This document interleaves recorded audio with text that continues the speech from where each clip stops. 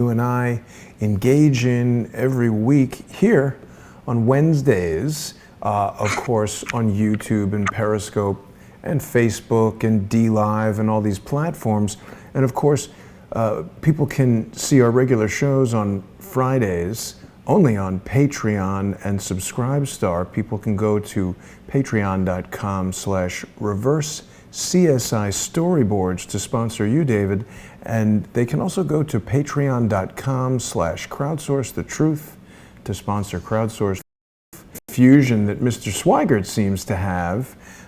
He doesn't understand that we haven't accused his father or him of being involved in these murders. You've simply developed a process based on your enjoyment of Sherlock Holmes, whereby you look at the unique technological signatures left in the evidence of a crime and then scour the patent office, linking those technologies to the patented devices that give you insight into how a crime may be done. Yeah, a kind of what done it, and then the next step after that is if you can correlate or match the signature at the crime scene with a particular patented device, then the next step, of course, is to look at the custodian of that device at the time the crime was committed. And Absolutely. Again, Mr. Sweigert, he's got evidently a limited grasp of what he was doing as an ethical hacker. But what I think he was doing, whether he knows it or not, is he was ethically, perhaps in his mind, hacking into these very sensitive and high security, allegedly, networks, and then going off for a bathroom break and leaving, I don't know, the door open for a less ethical hacker to come in behind, pun intended. Now, right.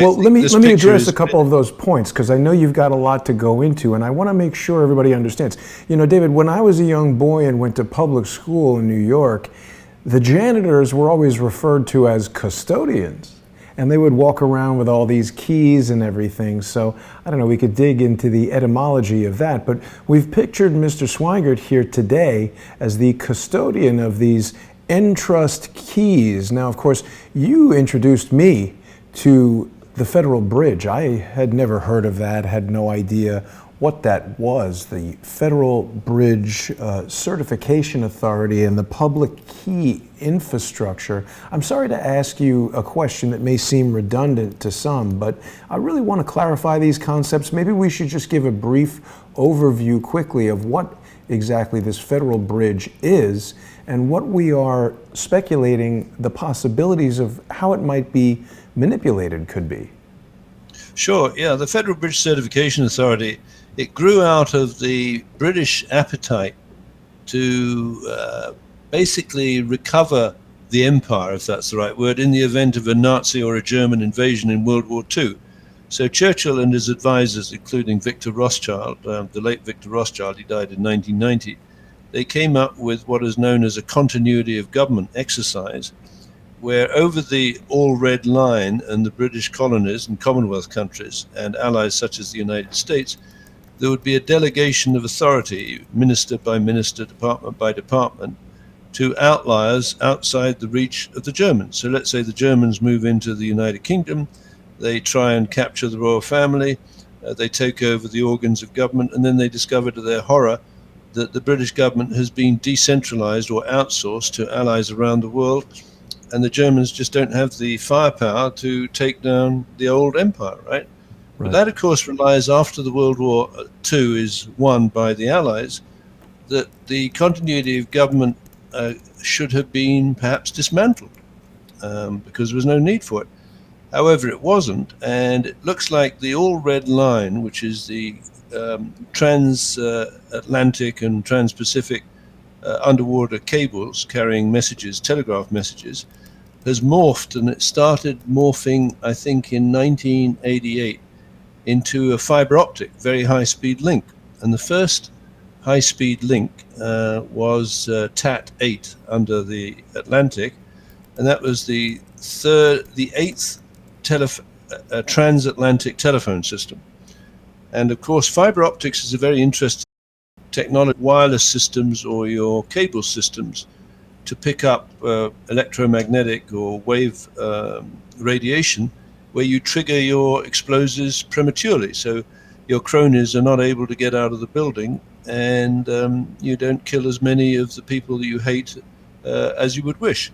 So on 911, the Federal Bridge Certification Authority was apparently activated in a continuity of government exercise, and I think we will be able to prove, whether wittingly or unwittingly, the ethical hacker, Mr. David Sweigert, left the door open into the Federal Bridge, and a very well-known couple of British companies, possibly 3 companies, crawled into the gap, one being Serco, the other being British Aerospace, BAE, and the third being AMEC. So what happens is, I suppose, Dave Sweigert goes home thinking he's done a great job for his clients, which include the United States Army or Booz Allen Hamilton, right, that does continuity of government exercises. He goes home thinking he's done a good job. And unfortunately, inside the network now, in a classical man-in-the-middle attack, you have British Aerospace, you have Serco, and you have AMEC that are able to switch what is known as a simulation into a live fire attack. And if you look at the damage done to the Pentagon, this is a good illustration of reverse engineering or reverse CSI, you ask yourself, well, are there any, for example, Lockheed Martin patents that might explain the hole through the Pentagon into the inner courtyard with a, there we are, 1.5 tons of debris, right? Could that be done or created, or that configuration, that particular characteristic hole, could it have been created by an aluminum hulled, I mean the British would say aluminium hulled, aircraft with plastic and bodies and a couple of titanium engines that should have bounced off the building on the outside? And of course, you can't mission with any kind of speed into that hole. It requires what is known, let's say, as a rocket-boosted hardened penetrator bomb of the type patented by Lockheed Martin. Now, at the other end of this, outside on the Pentagon lawn, you've got a bunch of guys in FBI T-shirts. I don't know if you can show that. Yep. But these people were, I guess, have been deployed about 10 minutes after impact. And my question is, who are these guys on the Pentagon lawn? Are they, in fact, FBI people? Now, I think the guy at the front with the brown bag, he's got a gun in his belt, doesn't he? I mean, is that a gun, or is that just some kind of, maybe a taser? Does that the good people? I don't know. But doesn't it seem weird, David, that the FBI would, I mean, this looks like the guy went to Whole Foods and got a shopping bag to put evidence in. Don't they usually have fancy Ziploc bags to preserve the evidence? Well, you do, unless you're picking up evidence at the pig farm, because when that pig farm was raided, you know, the one up in British Columbia, where over a period from 1996 to 2002, up to 60 First Nations prostitutes were murdered in front of an audience of 1,700 to 2,000 people and apparently tortured to death. And the snuff film was transmitted through Starnet Communications, which is the office below AMEC. When they did the investigation into the crime, brown paper bags. I mean, there's some pictures, I can't put my finger on it. And maybe the brown paper bag supplier has got 2 contracts. One is for the RCMP and the Vancouver police picking up evidence at the pig farm, and another one for these guys picking up evidence of what they say was a terrorist attack, but 10 minutes in the middle attack by corrupt people within the American government.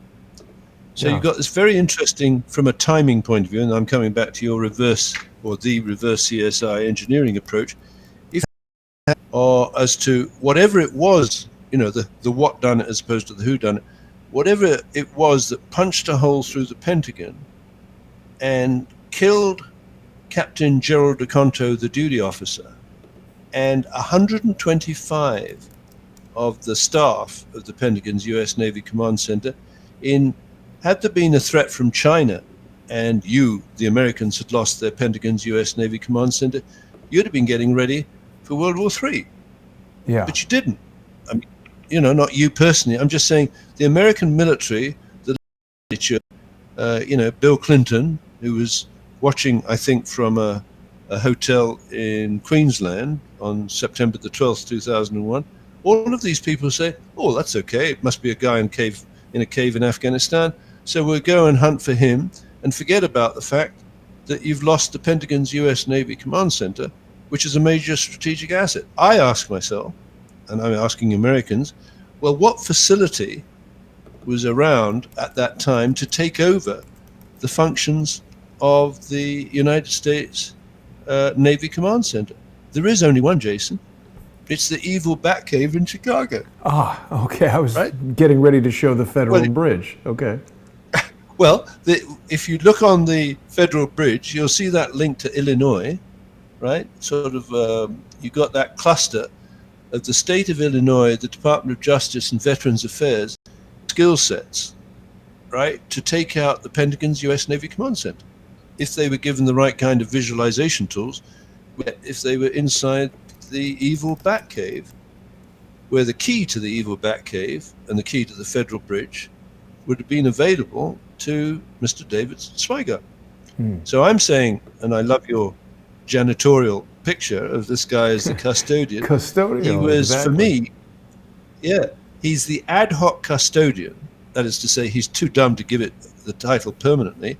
He's the ad hoc custodian or the janitor of someone who could literally enter the evil Batcave remotely, leave the door open, and in comes British Aerospace, Serco, and AMEC to complete the dirty deed, which includes the murder of Captain Gerald DeConto, the duty officer of the Pentagon's US Navy Command Center, and 125 of his colleagues. And had that fourth plane left on time, it would have taken out the Capitol building.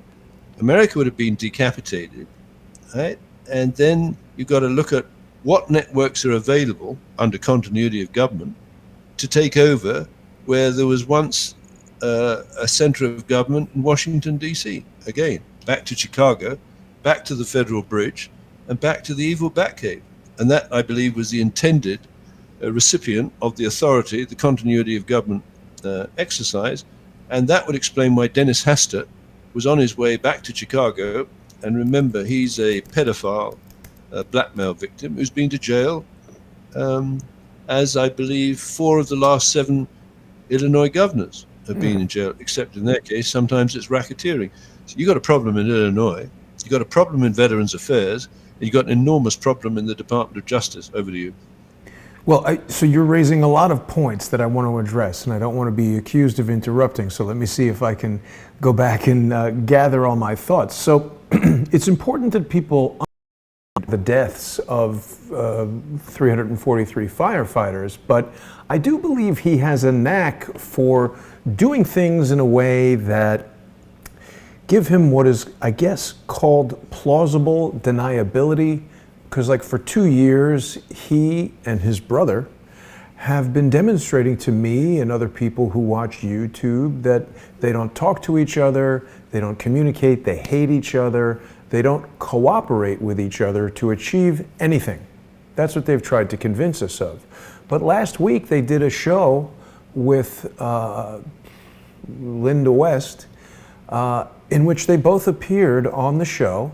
They recounted a story, and David Sweigert likes to do things in very encoded, non-direct kind of ways. He's an expert at encryption. He is, I believe, an expert at steganography, encoding messages within plain view so that only the recipient can see them. And of course, we know that he worked for Entrust and is an expert in public key infrastructure, which that's what the Federal Bridge is all about. It's a public-private key infrastructure, and you know this on-the-fly discovery process that you and I have been developing each week is quite interesting because theoretically you could talk about any type of patented technology that has anything to do with any crime. Was a cordless phone used? Was a taser used? Was a particular type of gun used or aircraft used? And then you could scour the and even in reasoning. So we came upon this Entrust NFI route, and we didn't know really what that meant, but it is a non-federal intermediary. So that sort of means anyone who's not the government literally is a man in the middle getting in there. And I just now, while we were talking, discovered this, the Entrust Certificate Services Subscription Agreement. I imagine that will be quite full of information that will tell us a lot about what these public-private keys and access to secure socket layer certificates and things would allow someone to do. So let's presume for a moment, David, that Mr. Sweigert is an ethical hacker. He's told us that. I didn't know that. He wrote a book about ethical hacking.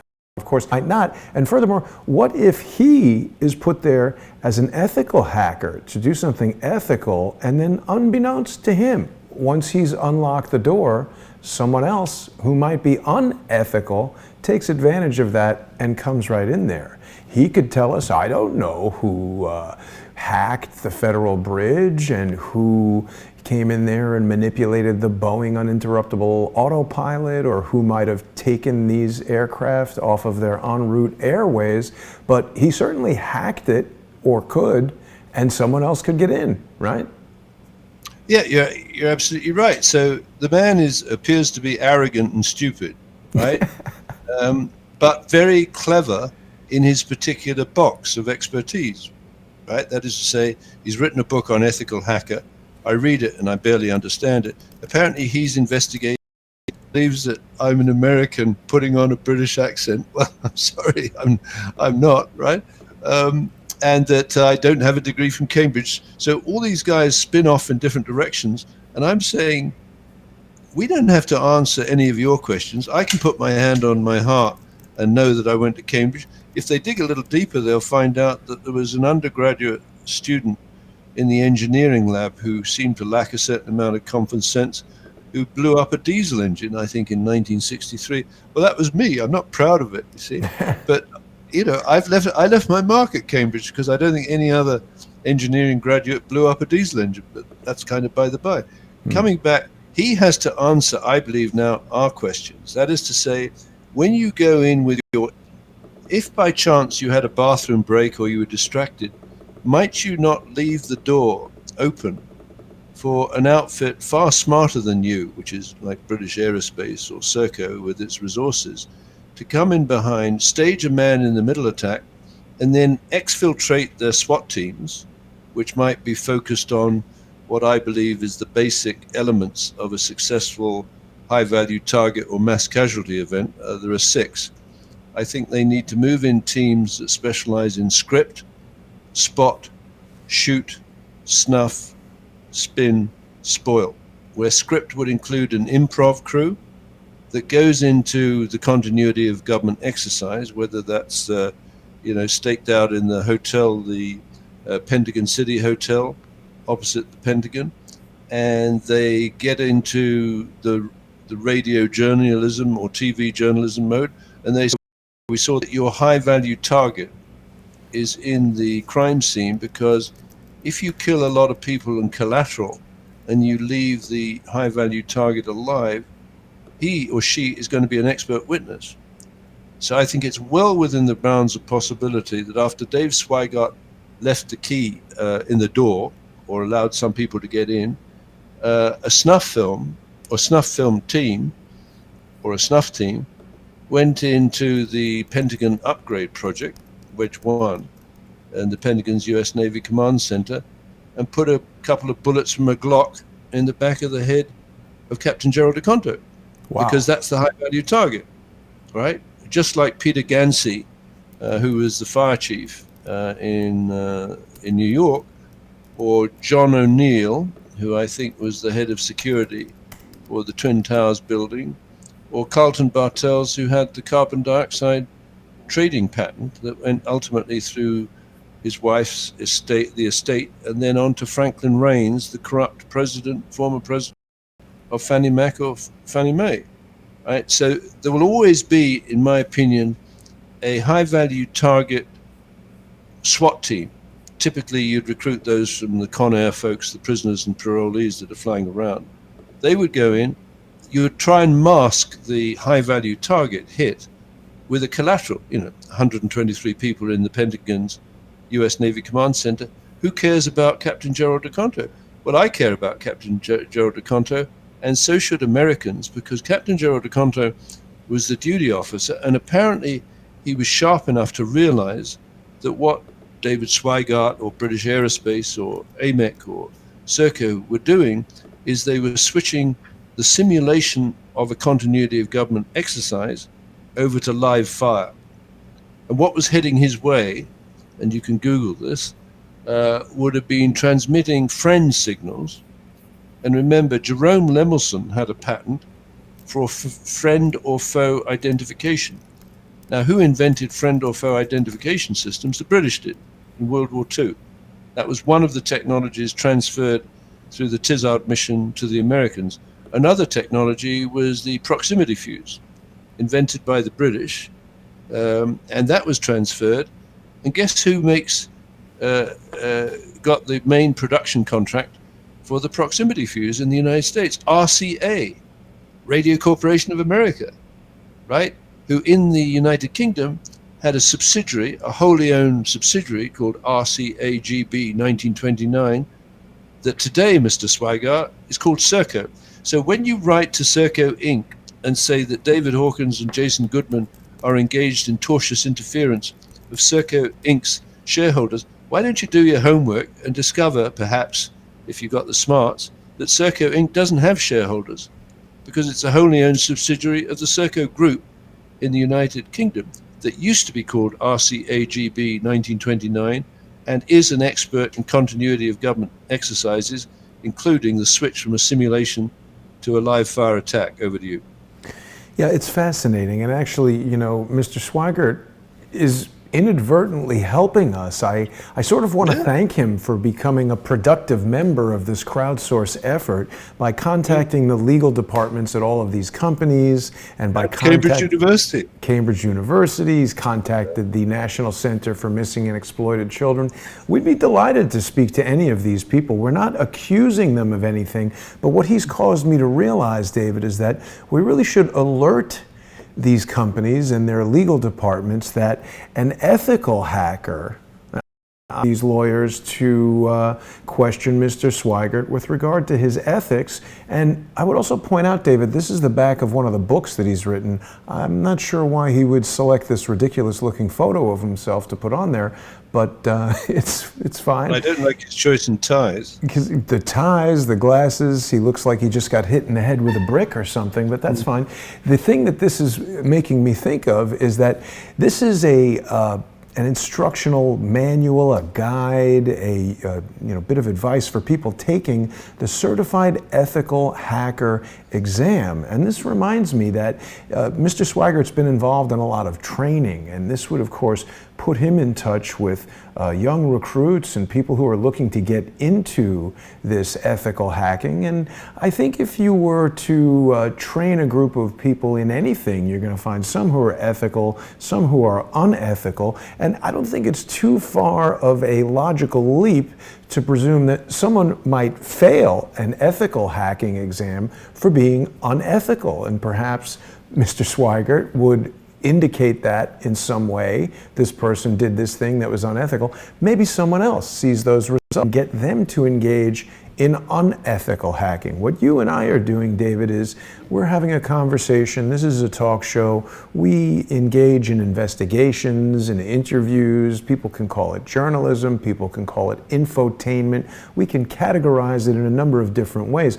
But the point is, he keeps bringing to the fore all of these things that cause me to think, who would so aggressively contact all of these different, it's different letters arriving every day.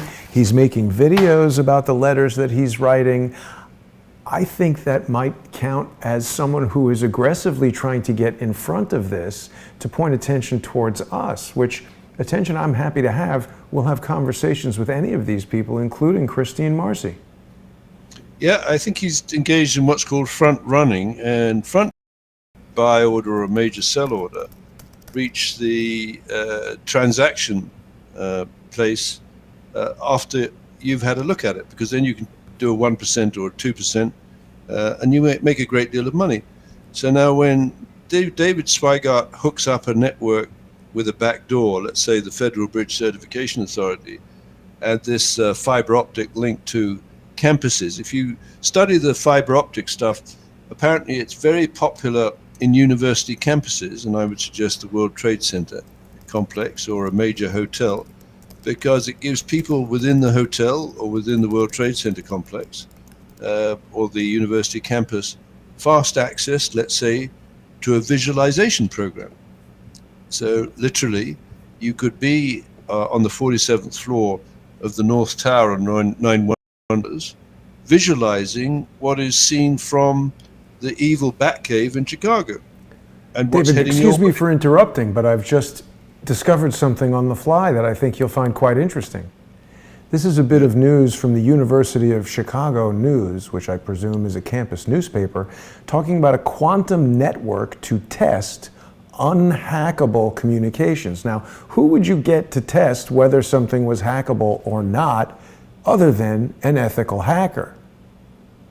Well, exactly. And the absurd thing about no matter how much spend you put on an unhackable network, someone has to put the message in, right? And you can hold a gun to their head or get some pictures of them doing something disgusting to a little child and extort them or blackmail them.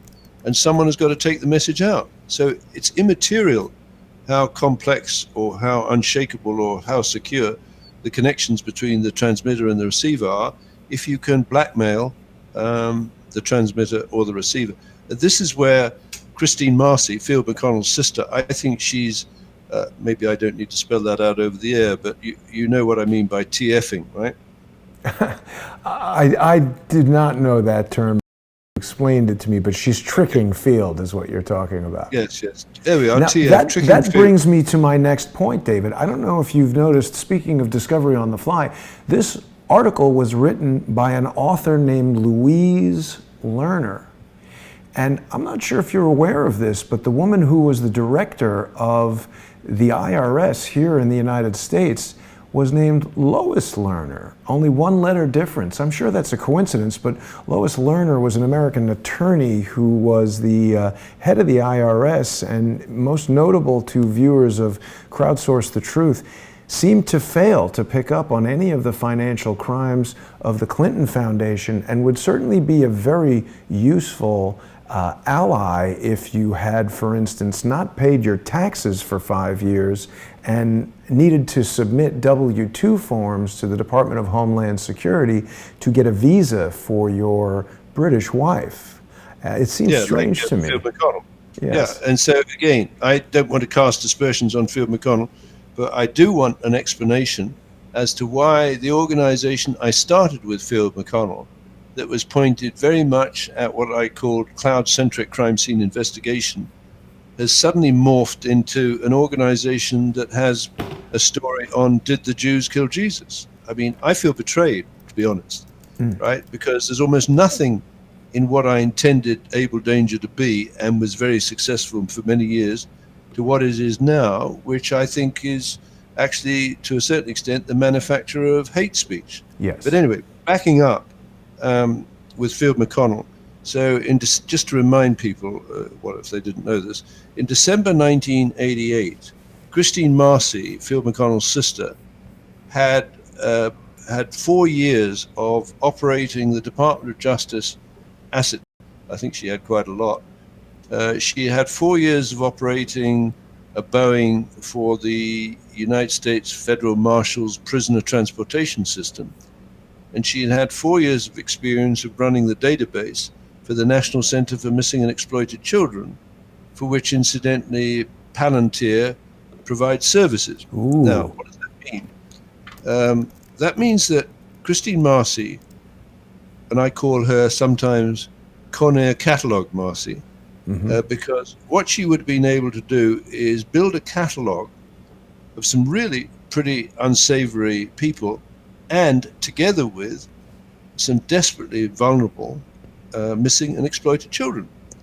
Now, what does that allow you to do? It means if there's a sheikh in Dubai who wants to get hold of, to change routines from a little jockey boy that's been stolen or bought from parents in Bangladesh, maybe they want to play with a 7-year-old or 6-year-old holiday resort in Portugal, right? So maybe with the catalogue, it becomes somewhat like a Sears catalogue. Christine Marcy can provide any deviant with any particular asset needed to enjoy the deviant behavior, whether they be a prisoner in a jail, or maybe a woman and her family who's in an immigration pen, who is terrified of being sent back to the Congo to have maybe a breast cut off or genital mutilation. So someone like Christine Marcy has an incredible power over the future life or the quality of life of people outside prisons or inside prisons. She's credited with starting a prisoner medical services program. Skills. Apparently she's a frustrated doctor. She wanted to be a doctor, but she flunked her whatever the exam is.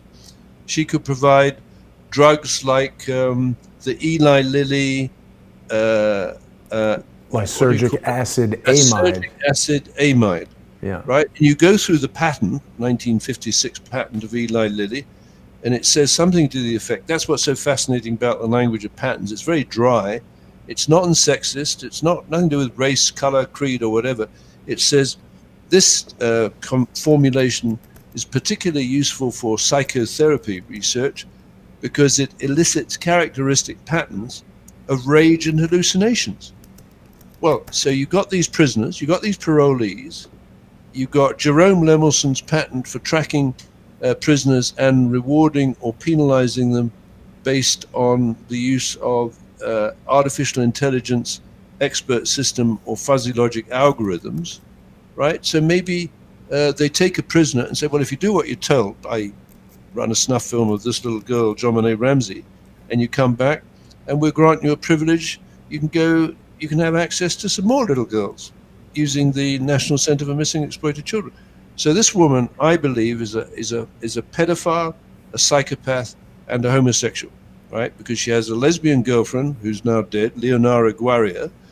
Leonora Guaria, on 9/11, was the chief operating officer of the Equal Employment Opportunity Commission in Building Number 7, right? And the Equal Employment Opportunity Commission had a working relationship with the Small Business Administration, so that the Small Business Administration and the Equal Employment Opportunity Commission shared offices around the United States. On 9/11, Christine Marcy was the chief operating officer of the Small Business Administration and its mentor-protege programs, and Leonora Guaria was the chief operating officer of the Equal Employment Opportunity Commission. They had buildings or offices or facilities in Building Number 7.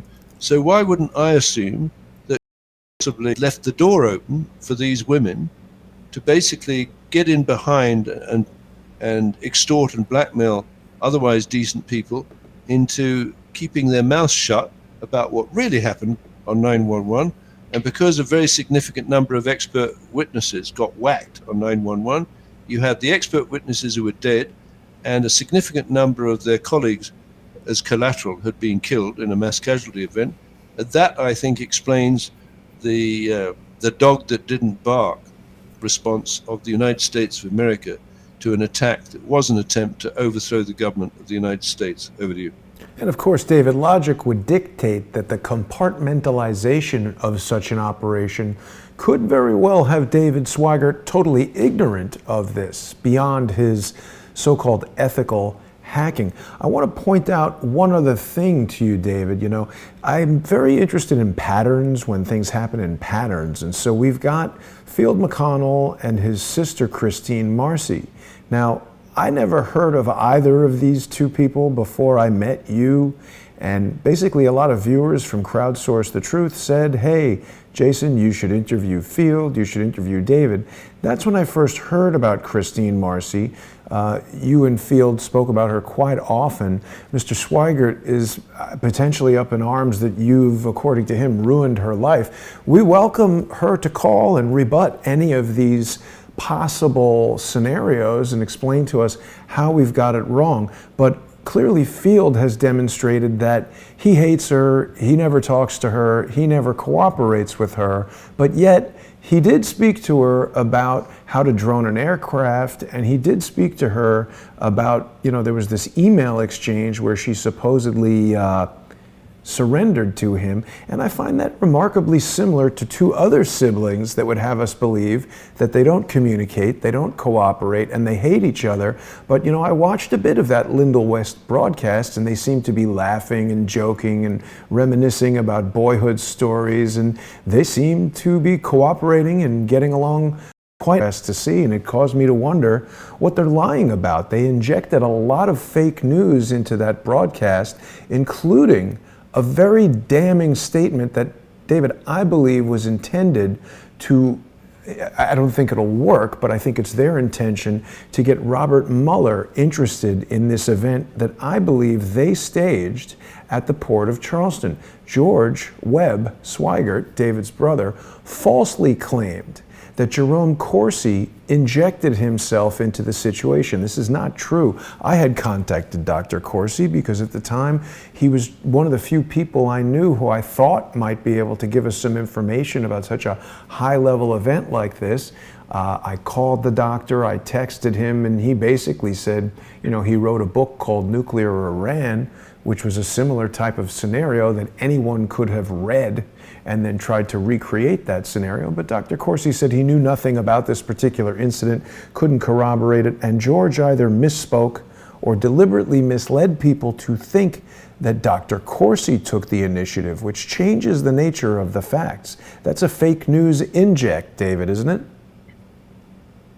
Yeah, and absolutely. And a specialist in fake news injects, or media plays as they call it, is Serco, a service that they provide to the UK network. And I'm going to come to a couple of other siblings that might That's resilience training you're talking about? Yeah, resilience training at Hawk Hills, where they borrow the customers or the government's communications network and then inject fake news or media plays, including anything up to a simulation and experienced TV reporters, right, to test whether or not the senior officials or top officials, as Booz Allen and Hamilton would call them, are up to speed in terms of the spin they put on an attack. And in the particular case of 9/11, of course, the spin was it was Osama bin Laden in a cave in Afghanistan, when in fact it was a criminal attack, probably staged and managed out of Chicago. But I digress. But wait, before you get off this topic, I just want to ask. So resilience testing, let's say, for instance, you're an hacker or the general social media landscape. Let's say you personally feel that there are threat vectors coming from social media. Might one of these resilience testing simulations involve testing the readiness of the Coast Guard, the JTTF, and the FBI at a critical infrastructure point like a port? Oh, totally. So you get these false flag attacks that are coordinated. And this comes back to the technology. Now, do I fully understand it? No, but I can get enough of it. What you want to do if you are putting on a false flag attack, you want 6 things to happen nearly simultaneously, or isochronously, if you will. One is you want your script team, the script writers, to be in position with improv skills, right? Because the plan doesn't survive first contact with the enemy. So let's take the Sandy Hook as a classic example, right? And they want to stage concealed by a lone shooter event at Bridgeport, where I used to visit when I was living in Connecticut, and they had that game called High Lay, and I used to go there, and that's quite fun.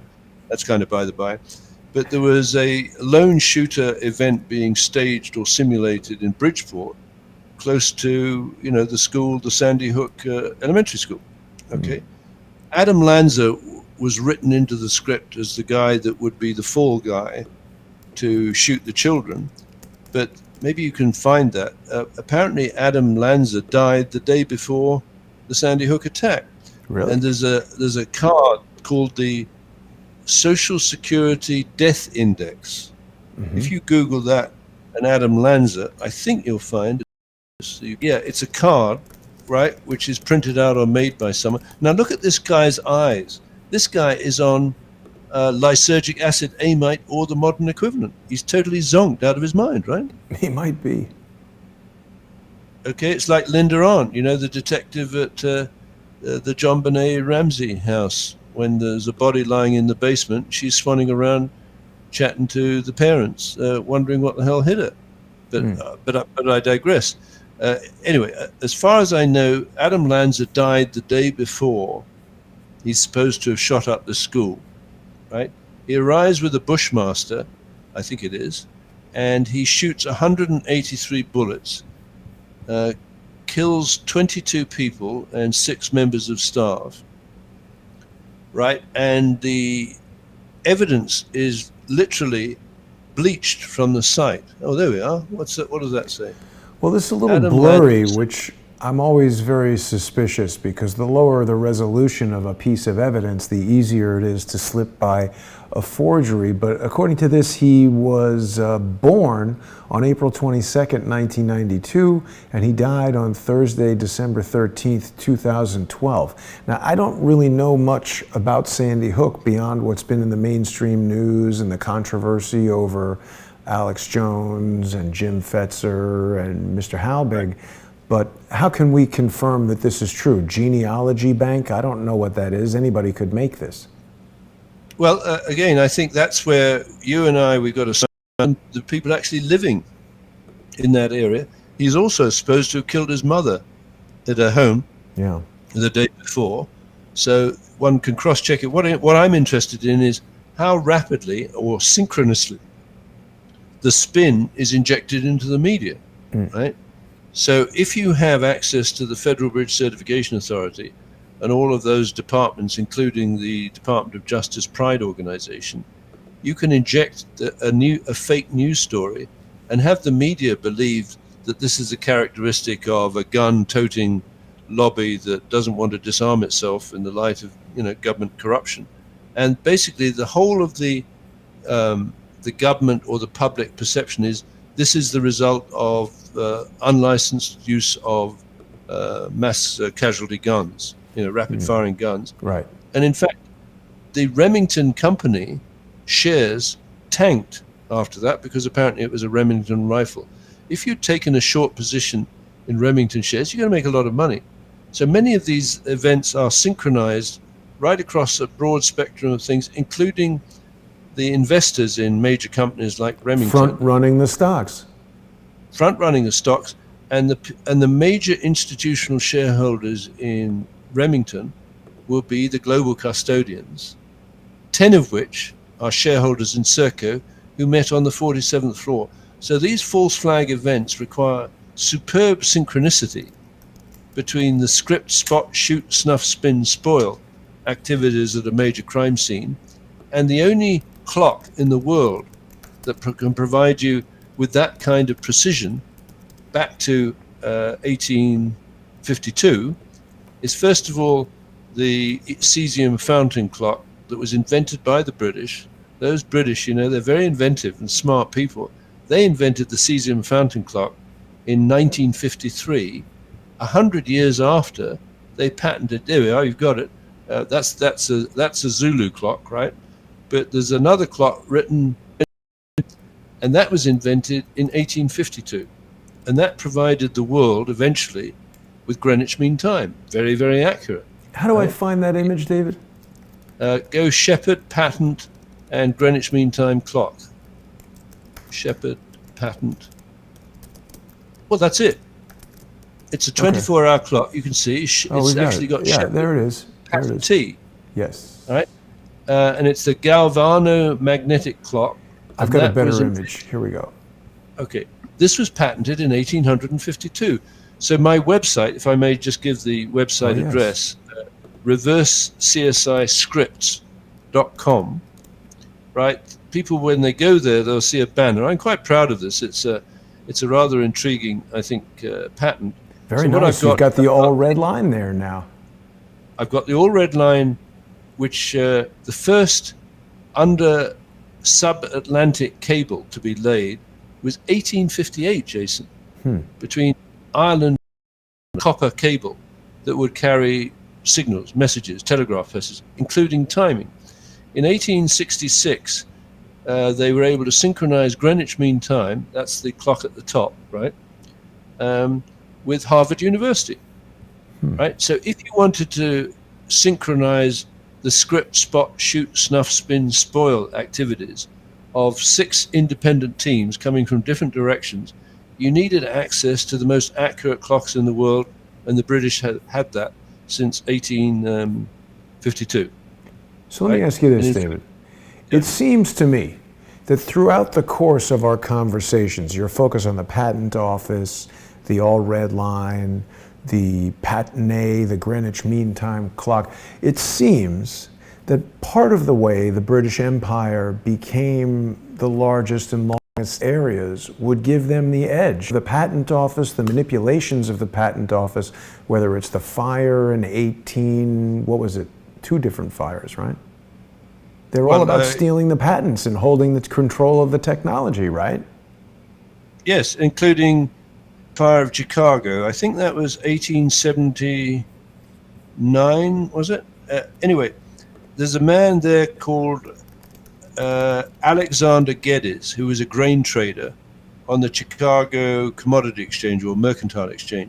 He's the great-great-grandfather of David Cameron, the former Prime Minister of the United Kingdom, right? He had a safe, and in his safe there was something. Maybe it was dodgy, doing something really disgusting with a child or whatever. But after that, he went back to Scotland with a great fortune and his safe, and a plaque on his safe said, "But for this safe, I would have been bankrupt." So again, a classic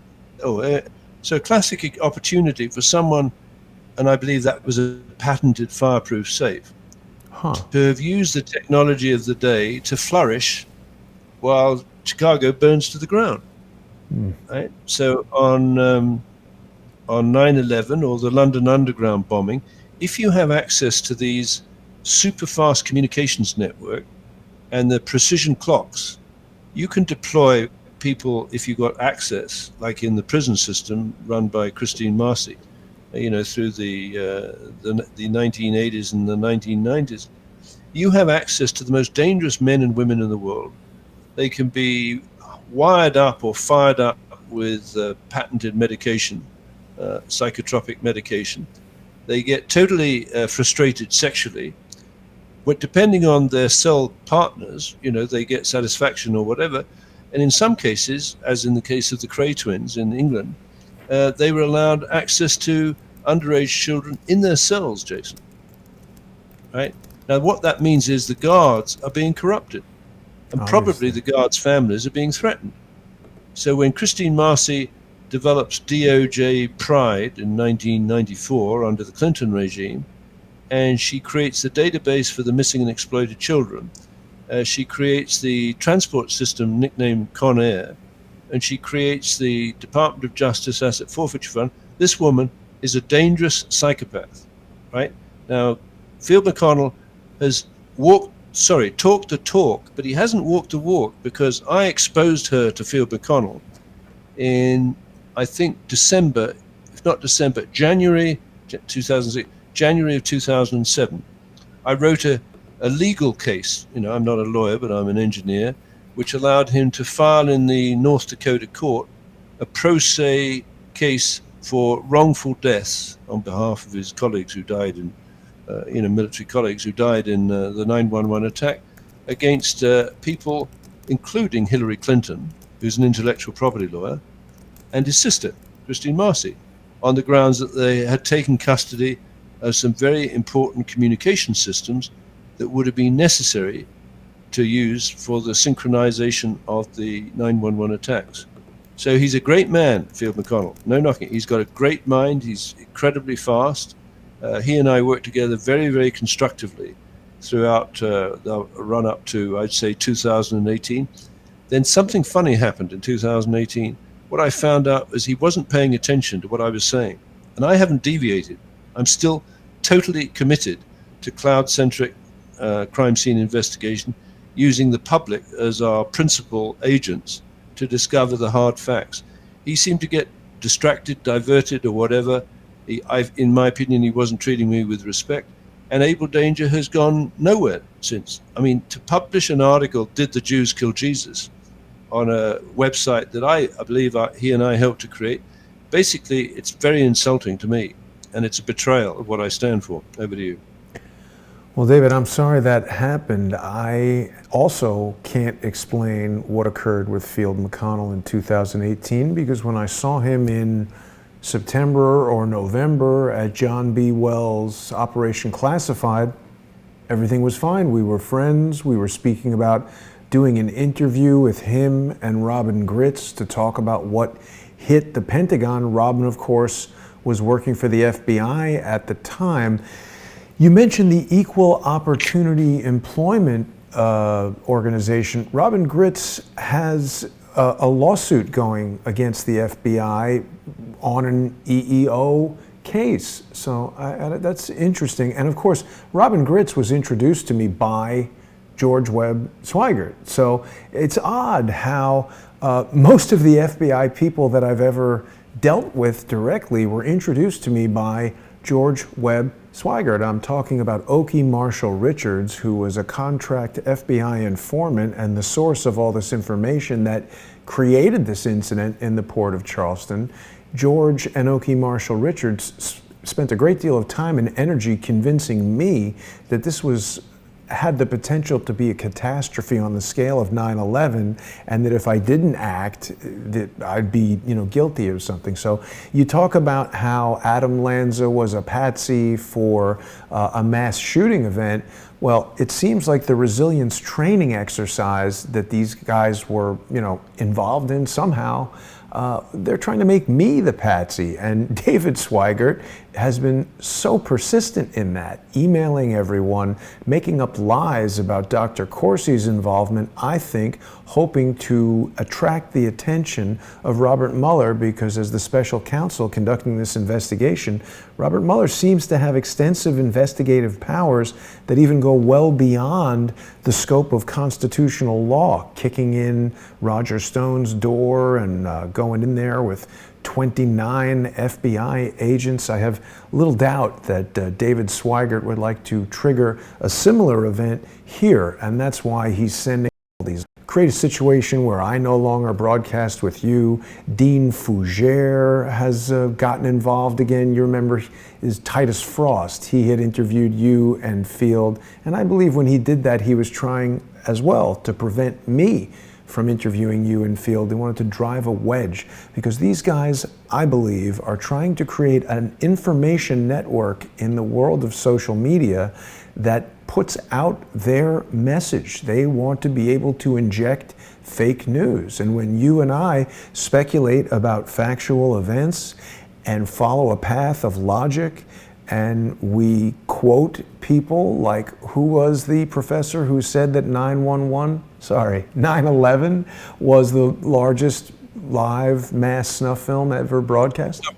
Dr. Thomas Barnett at the Navy College, who was involved in war game planning. He was a regular attendant at meetings on the 101st floor at Cantor Fitzgerald, where the chief executive officer, Howard Lutnick, was out of the office on 9/11.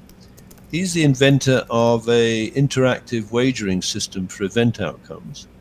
And wouldn't it be interesting if they were betting on the body counts or the time of death of the people in the Cantor Fitzgerald office? And wouldn't it be sobering if it was discovered that his brother, Howard Lutnick's brother, he died together with 683 people. That reminds me, I just want to give you another pair of siblings, right? Sure. That is very germane to this, and that is Nicholas and Rupert Soames. Ah, yes. The grandsons of Winston Churchill. This is very important. Now, Rupert Soames is now the chief executive officer of Serco. Right? He is? Yes. Wow. Nicholas Soames was the defense minister in the United Kingdom government from 1994 to 1997, and is alleged to have threatened little Princess Diana that accidents will happen if she persisted with her attack on the landmine export industry for the UK. But I don't think that was the threat from Princess Diana. I think Princess Diana had realized that senior people in the royal family and in the military and in government and banking in the United Kingdom were buggering targeted in a pedophile blackmail racket, operated in the United Kingdom primarily through Jimmy Savile, and the equivalent might allow you to operate or institutionalize a government-sponsored blackmail racket, where senior public servants in both the United Kingdom and the United States and Australia and Canada and New Zealand, the Five Eyes countries, keep their mouth shut when confronted with what is blindingly obvious. It's not a terrorist attack from a cave in Afghanistan, right? It's a domestic attack that killed thousands and thousands of Americans, and to a collective silence from people who desperately need, I believe, people like you and me, to take the shackles off. That is to say, Christine Marcy needs to be brought before the courts, or she can come onto your show, if you will, and we can ask her, is she absolutely confident that there is no ethical hacker who's hacked into her database of National Center for Missing and Exploited Children? Because again, Dave Sweigert, in good faith, I think he's a fairly simple guy. He might get into that database and find out what's been going on, but maybe when he leaves the door open, or the trace of how he gets in, and there are people who are using that database for National Center for Missing and Exploited Children to extort the silence of people, including, I don't know, President Trump. Remember, President Trump was interviewed after 9/11, and he said there had to be explosives in the building. Of course there were explosives. I'm an expert in explosives. You don't bring those three buildings down. And notice the boom, boom, boom, boom, boom. Those are synchronized. I think it looks to me like it's a Special Operation Forces demolition kit, where there's a very precise signal, timing signal required to get the effect of a top-down demolition, or in the case of building number 7, a bottom-up demolition. And he might not even know. He might not even know. Exactly. I'll leave you with one more interesting point, David. When David Sweigert's brother George and I were still working together, George reported a story that I had never heard him talk about before, and he offered no corroboration of. But at the time, George claimed that Donald Trump had raped a 13-year-old girl. Now, this has come up. People have made that claim, but so far we've seen no evidence. We've seen no police investigation. I don't know that there's even been an individual who has directly come forward and been associated with that. As I recall, there was a Jane Doe who initiated a lawsuit. Maybe the Sweigerts know more about this than we've heard so far. Well, we look at Bill Clinton, 20 trips on the Lolita Express on Little St. John's Island, which is supposed to have burnt down. 6 trips by Hillary, right? I presume, I don't know whether she took her girlfriend, Huma Abedin, and so on.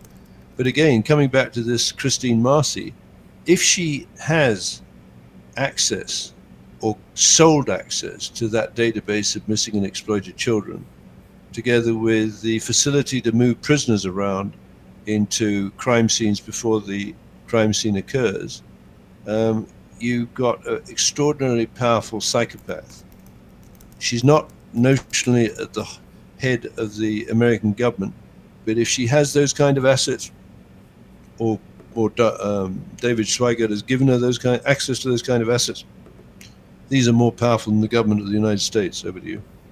Well, the one last thing I'll leave you with, David, because we are almost out of time, along the lines of planting a fake news story, perhaps they're biding their time until AI deep fake software is ready. You could make a video that would convince people that anyone is doing this. This article from Fortune magazine is talking about deep fake, a deep learning AI application that is able to make fake videos, where here they've put Steve Buscemi's face onto Jennifer Lawrence and created this extraordinarily weird video that, other than being a gender non-specific Steve Buscemi looking woman, that's a pretty convincing piece of video. I think if you showed that to most people, they would just think they're looking at a rather unattractive female. So the notion that fake video evidence could be generated to try to smear President Donald Trump is already upon us. So I don't know, David. There's, may I just... Yeah. Sorry. No, please go. May I just interject? That's why my invention of the 1980s, deductive computing machine and the object-oriented fractal paintbrush, is so important, because we could enter the evil Batcave with a simulation underway where they are simulating what they want us to believe happened at the Pentagon that killed Captain Gerald DeConto. Yes. I would come in and I would ramp up the number of dimensions from 3 to 12, because that's what you need to represent a real-world event. The simulation would be constrained from the laws of physics, conservation of energy, matter, space, and time, through my invention. And then you could compare, you could toggle backwards and forwards between the simulation and the truth tester, right? That is to say, that androgynous figure that you've just presented, I would synthesize, if it's supposed to be one person or the other, I would compare the real human being with the androgynous simulation and demonstrate where there's evidence in that picture that it is a fraud. I mean, if that was the intent, to represent to the masses that that was a real human being. It's not a real human being. It's a synthetic or simulated creation. But as they get more and more sophisticated, the need for my system, which is why I want to get my avatars into the evil Batcave, I would reverse engineer what happened to Captain Gerald DeConto. So I would create an avatar in that Batcave for Captain Gerald DeConto, and then we'd follow his timeline. He got up, right? He had breakfast. Where did he come from? He went into the Pentagon's U.S. Navy Command Center as the duty officer. He started his shift. 120 people were around him, and they are the creme de la creme at the point of anticipating and thwarting an attack, including a missile attack on the Pentagon. So how come they failed? Well, one possible explanation is someone walked up behind from DOJ Pride or Serco SWAT team and plugged him in the back of the head, you know, a la Arkansas, with a couple of bullets from a Glock, right? The people around him would be absolutely horrified. Then the individual, man or woman, walks out because they know 3 minutes later that entire group of people are going to be obliterated. No autopsy. A hole right through, and there's people on the outside in the Pentagon lawn picking up evidence and taking it away, which gives us the entitled, an aggressive inference of guilt that the people who deployed and used patented communications to deploy them, to remove evidence, that spoliation, are guilty of the crime committed and the wrongful deaths of those individuals. Over to you. Yeah, it almost feels like writing letters to all of these companies accusing you and I of doing something wrong is almost like front-running spoliation or some new kind of thing. I'll leave you with this, David, because I saw this tweet and thought of you. BAE, who you've spoken to us about just the other day, Wiki Aerospace, which has hundreds of staff facilitating the Saudi bombing of Yemen, is named as the lead sponsor of the Gay Pride, I guess. I don't know what that means. I thought it was a parade, but that's interesting that it ties into, you know, Pride. DOJ Pride is what I was thinking of right there.